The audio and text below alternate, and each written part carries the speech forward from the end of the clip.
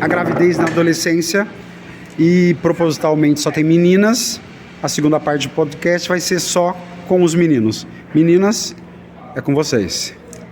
A gravidez na adolescência é um assunto que você tem que se pensar muito bem, porque a grande parte das meninas que são adolescentes e que têm uma gravidez são garotas da periferia, pobres, negras.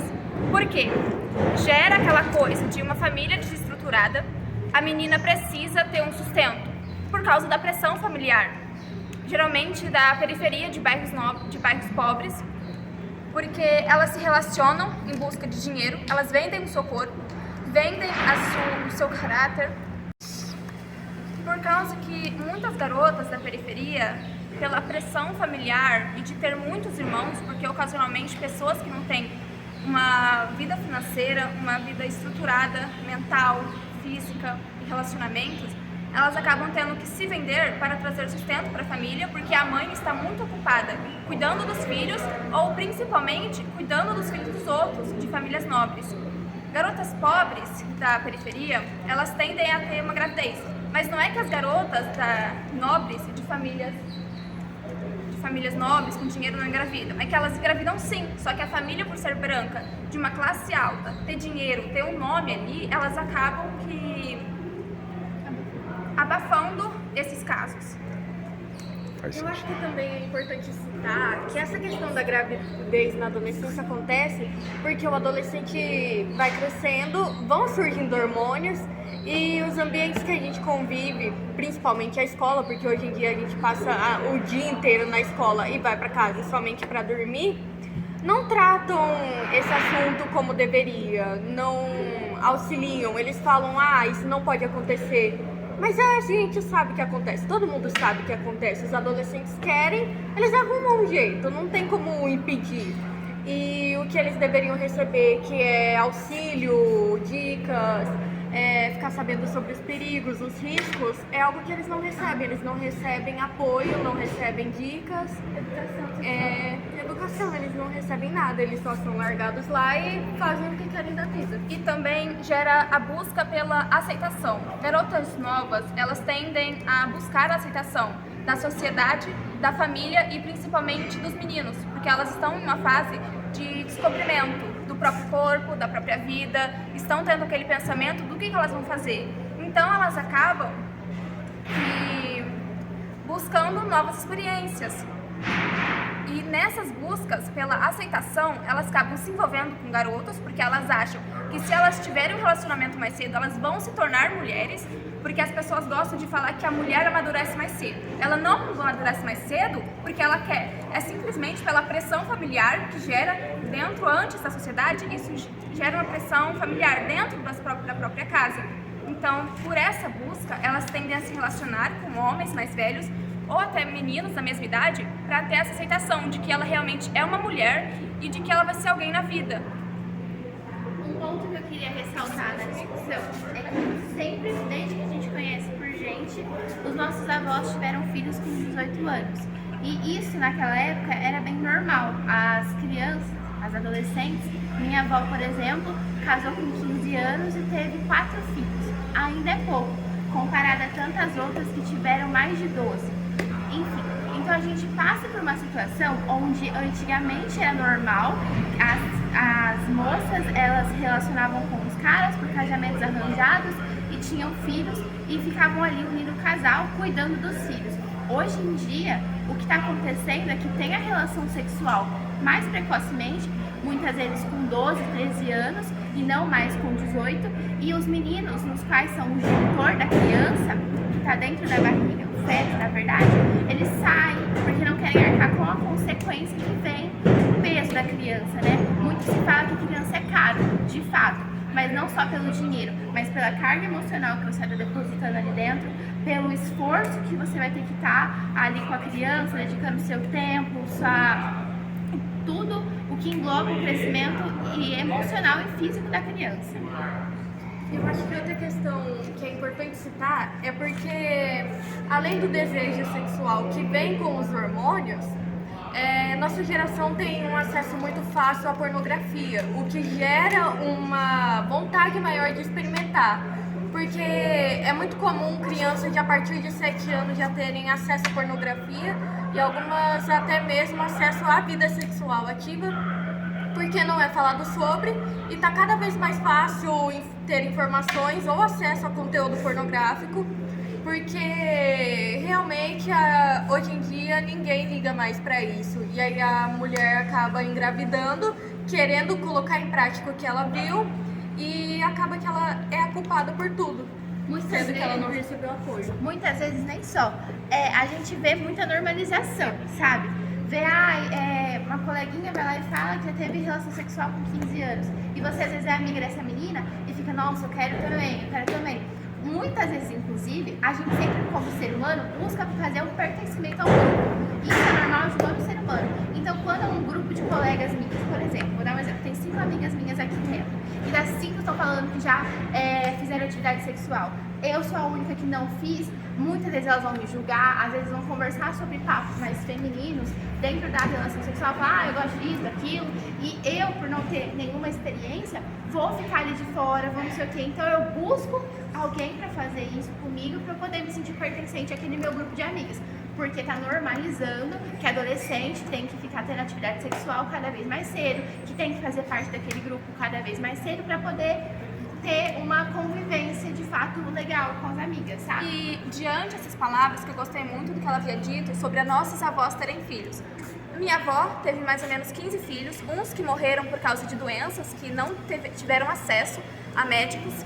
Minha avó teve mais ou menos 15 filhos. Minha mãe teve 10, um deles morreram, era para ser 11. Minha irmã, eu tenho 2 irmãs, somos 4 mulheres e 6 homens. 2 delas têm 1 filho e 2 filhos. Eu e a minha irmã não temos filhos, não temos desejo de terem filhos, pelas obrigações e responsabilidades e pela pressão que elas haviam tido para cuidarem de seus irmãos. Minha mãe nunca frequentou a escola, ela não sabe ler, ela não sabe escrever. Por isso, ela teve que ficar em casa, sendo obrigada pela mãe e pelo pai. Como filha mais velha, ela tinha o dever de ficar em casa cuidando das questões familiares.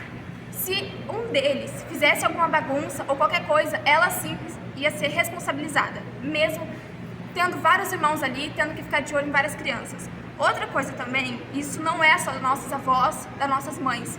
Isso está enraizado muitas décadas, muitos séculos atrás. As meninas mais jovens são vendidas por a questão da pornografia de homens preferirem meninas mais novas. E por essa coisa de, antigamente, não terem barrado nada de homens se relacionarem com mulheres mais novas,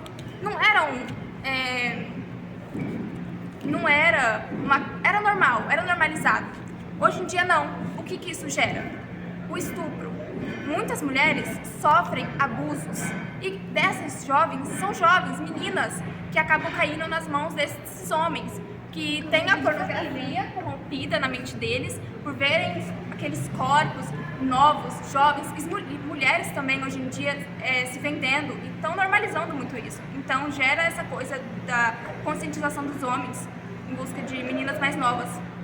Tá, nós temos 1 minuto para estourar nossos 10, senão a gente não sobe lá no YouTube. Só para encerrar, eu queria que vocês me respondessem o seguinte: o que falta é conscientização ou o que falta é consciência? Uma coisa é diferente da outra. Os dois, na verdade, porque a gente tem que educar as crianças para que elas aprendam que aquilo é errado. Sim, só que a educação não vem apenas de casa, ela vem da escola, ela vem da rua. Sim.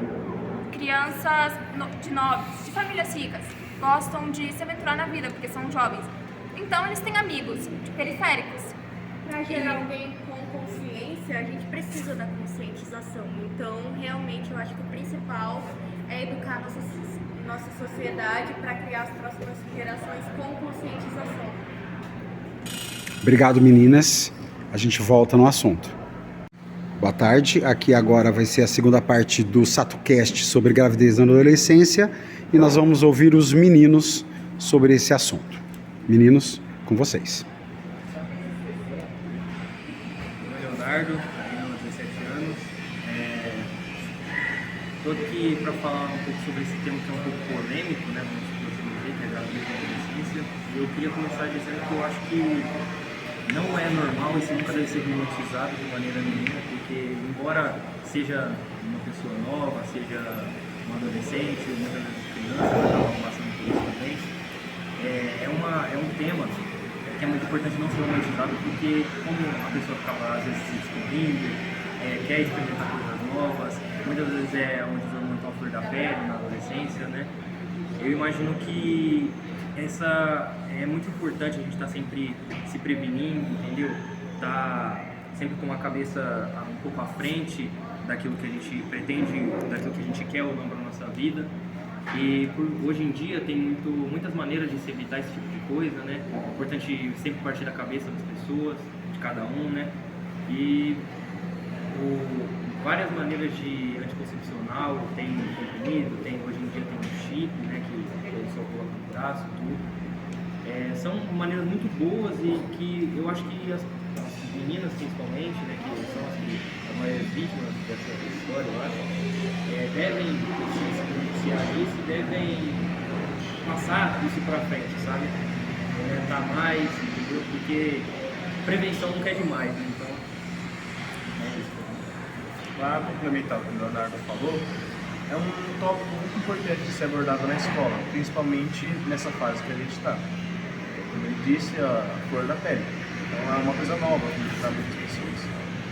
E pode ser difícil comentar com alguma outra pessoa, se caso você já tenha feito isso ou está passando por isso, mas é importante se consolidar com as pessoas.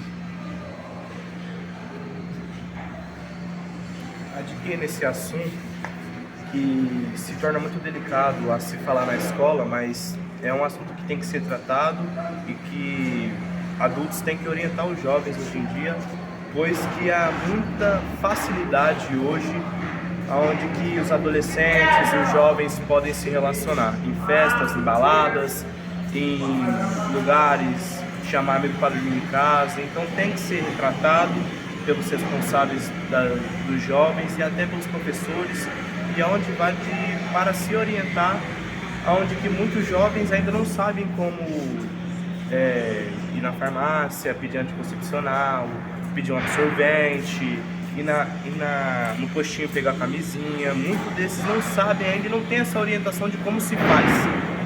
Então é um pouco de se ensinar, e por isso esse assunto se torna bastante delicado, principalmente nas escolas, onde que devia partir esse ensino, para que muitos desses jovens não tenham que se fadar e parar o processo do seu projeto de vida, para que muitos possam seguir carreira e deixar esse pensamento de ter relação ou de ter filho mais pra frente, porque relação sexual todo mundo pode ter, mas tem que se proteger e se prevenir, ainda mais para não ter filho cedo e para não ter as doenças que se acarretam, porque muitos jovens nem sabem que tem doenças como AIDS, HIV, muitos deles não sabem e nem faz o teste e nem faz a procura para se ter.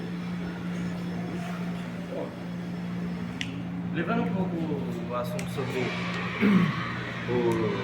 procurar, eu acho que hoje em dia nem, na minha visão, hoje não existe mais engravidar por acidente, é engravidar por opção. Pode ter falado sem vontade, mas por opção.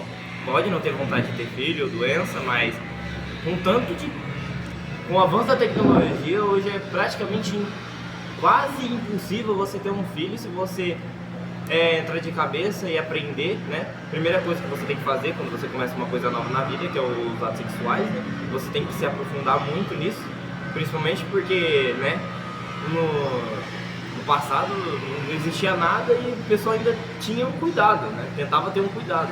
Hoje em dia, né, o jovem está entrando nisso e às vezes ele meio que deixa de mão e só vai na sorte lá e fala, não tenta usar, não procura saber. Hoje é gratuito um preservativo, né? Vai lá no postinho, como disse, né?